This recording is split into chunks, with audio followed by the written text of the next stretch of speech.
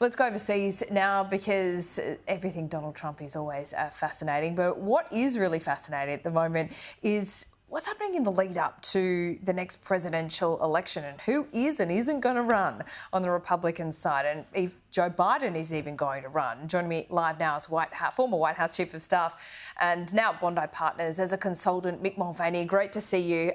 We've moved past the court case involving Stormy Daniels. Not quite. There's another appearance coming later this year, Mick Mulvaney. But what kind of dance is going on at the moment? Because Joe Biden isn't officially confirming. Obviously, Trump's there, but there's a few other players.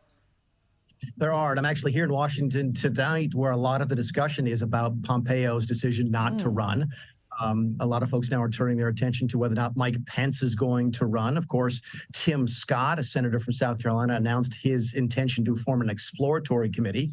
So there's a lot of attention on the Republican side. We've got Donald Trump doing very little for the last 10 days since you and I have talked again. Ron DeSantis has attacked him for the very first time in an ad. So you've got a lot of activity on the Republican side of the ledger. On the Democrat, they're still waiting to see if Joe Biden makes his formal announcement, and he's done nothing different in the last week or so. Yeah, it was interesting to see Ron DeSantis' first attack ad on Trump as well.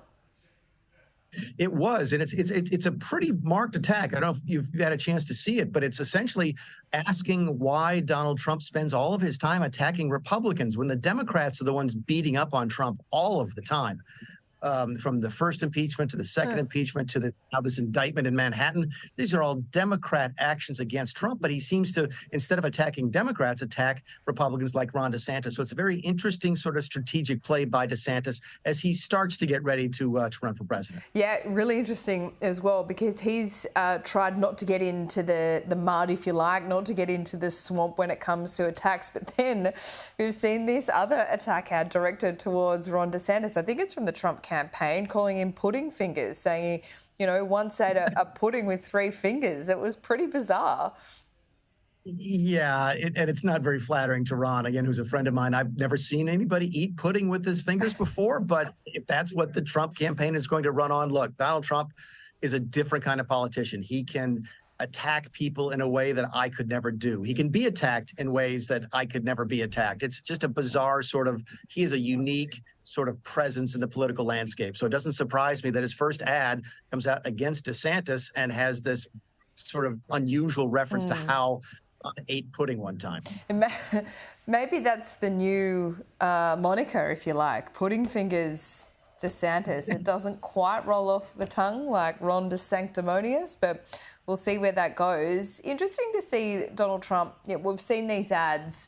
I actually thought his speech to the nation at Mar-a-Lago was quite low energy for him after he flew to New York.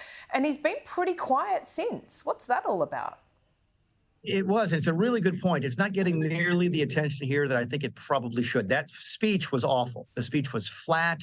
He had a tremendous opportunity, Laura, because the day went much better than I think anybody expected for him. The charges turned out to be as weak as even his strongest supporters thought they were going to be. So it should have been a victory lap of sorts in that Mar-a-Lago speech, and it wasn't. And the best sort of analysis that I've seen from folks who know Trump is that he's bothered by it. He's bothered by the fact he's been charged criminally.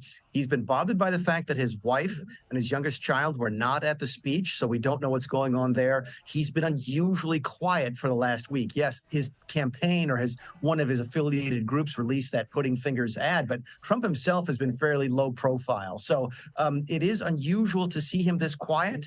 And I cannot help but wonder if some of those insiders know exactly what they're talking about, that Trump is more put upon by this indictment than people realize. Yeah, it seems, I mean, he's a confidence player. He always is. He feeds off a crowd.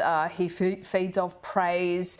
He also feeds off criticism from his opponents that he clearly doesn't respect. But where does he go now? Because, of course, it had given him a bit of publicity, the Stormy Daniels thing, and the donations to his campaign were in the millions in that week. Money's not going to be an issue here, but if he's going up against someone like Ron DeSantis, does Ron DeSantis look more like a clean skin to normal Republicans? Here's the way the money shakes out: is that Trump has lost the big dollar people, the folks that could write checks for $1 million, $10 million, more than that. Okay. He's relying on people that are giving $25 at a time, which is important when you're running politics and for office. There's no question about that. But he's lost those big dollar donors. It takes a lot of $25 donors to make up for a lost $1 million donor. So, yes, he's done great in terms of his grassroots fundraising. Yes, he's brought in some new donors, a lot of new donors, as a matter of fact, several tens of thousands of new donations from new people in the last week or so. That's great. But he's not made up the money. It's costing him a lot of money to raise the money that he is taking in. So for every dollar he takes in, he's spending 75 cents to get it. These are going to be problems for Trump moving forward. DeSantis is sort of cornering the market now for the big dollar donations. Nikki Haley's doing a little bit of that. Of course, Mike Pompeo dropping out will help free up some donors. But the money will continue to be an interesting issue over the course of the next 3 to 6 months. Yeah, it certainly will. Great to talk to you as always, Mick Mulvaney. We'll see you soon.